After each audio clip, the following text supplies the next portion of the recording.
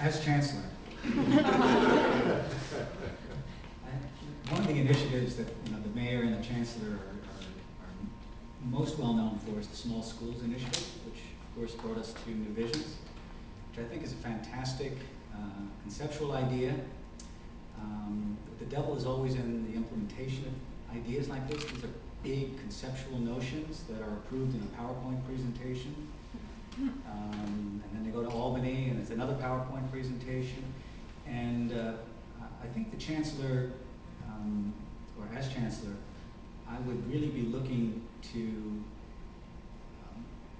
blend the power of the large high school with the intimacy of the small school, because small schools lose some things along the way. We don't have a football team. We don't have a lot of that the largeness. We have limited programs, language programs, for example, outside the core curriculum, because small schools really can only afford to have core curriculum.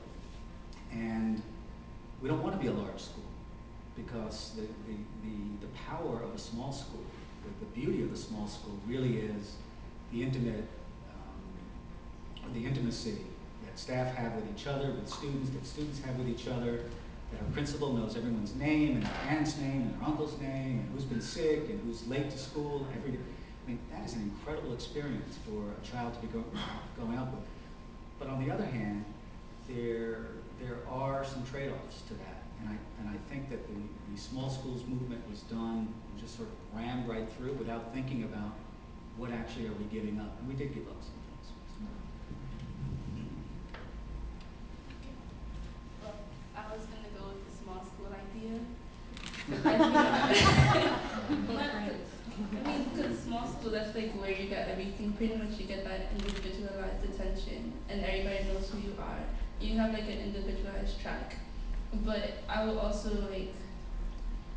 I would do like more the inclusive thing. Like I know in some schools they have like the honor students that are only with honor students, and I feel like the other students are losing out, because you want the honor students to help out the people who aren't doing as well.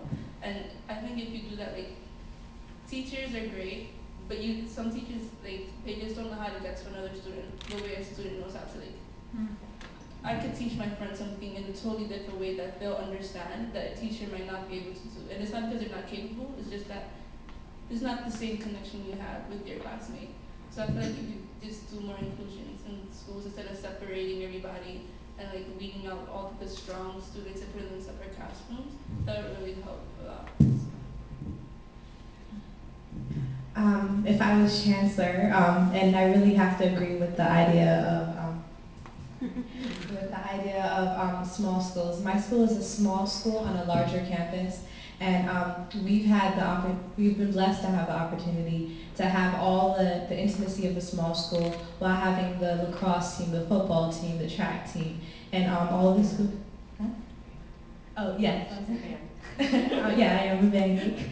And I think these things like band, especially music and art, they really made my high school, they really enriched my high school experience. And I think that every New York City student should have the opportunity to learn something outside of the core curriculum.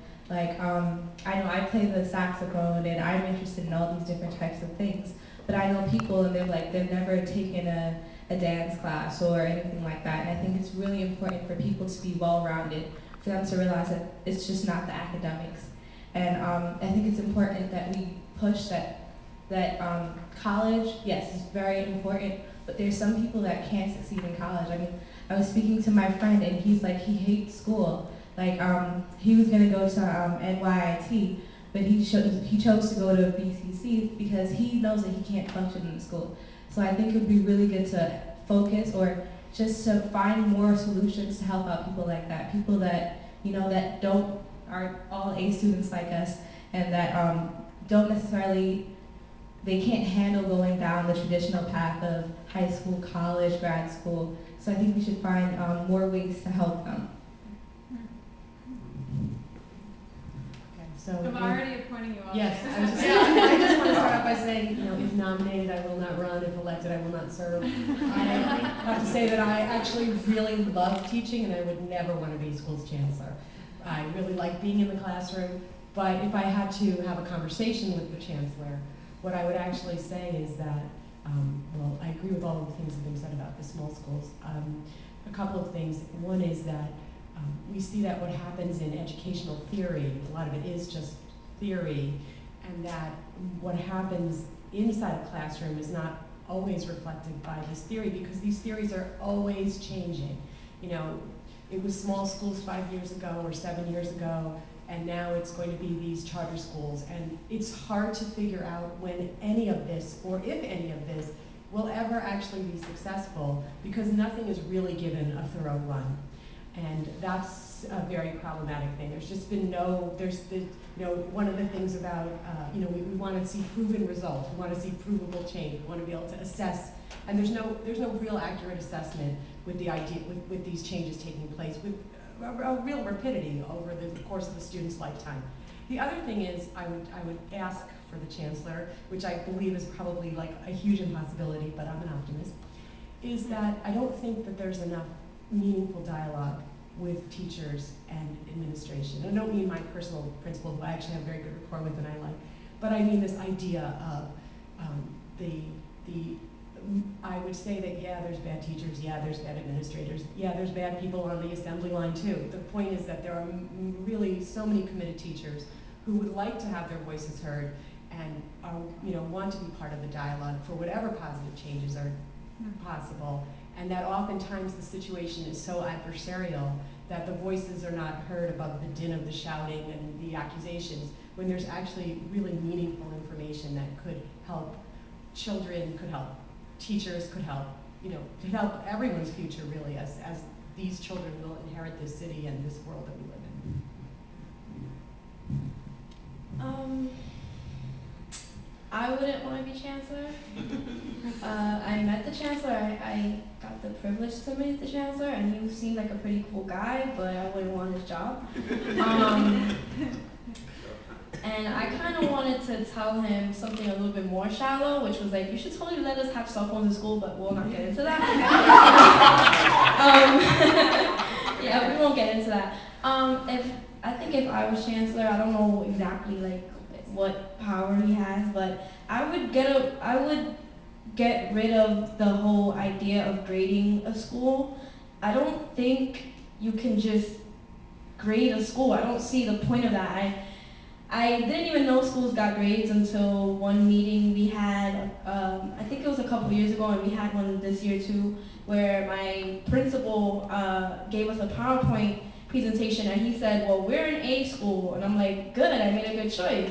But then, sadly, our grade went down a little bit, but I'm like, but it's the same school to me. I still come here, and I'm still getting a really great education, and I still have really great teachers. I don't see why our grade would change or fluctuate.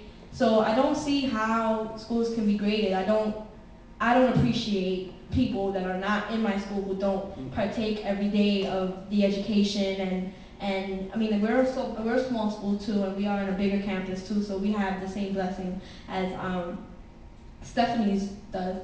But yeah, so I don't see how somebody who's never attended our school or worked in our school or seen how our school works can tell us, what our worth is or what our value is. So I mean, it's just adding pressure or slapping a name or a label on a school saying you're a good school, you're a bad school, and I mean I don't think there's such thing. So I mean, yeah, there's bad schools, but I don't think that somebody else that hasn't been in that school should be able to say that. So I think my school rocks, by the way.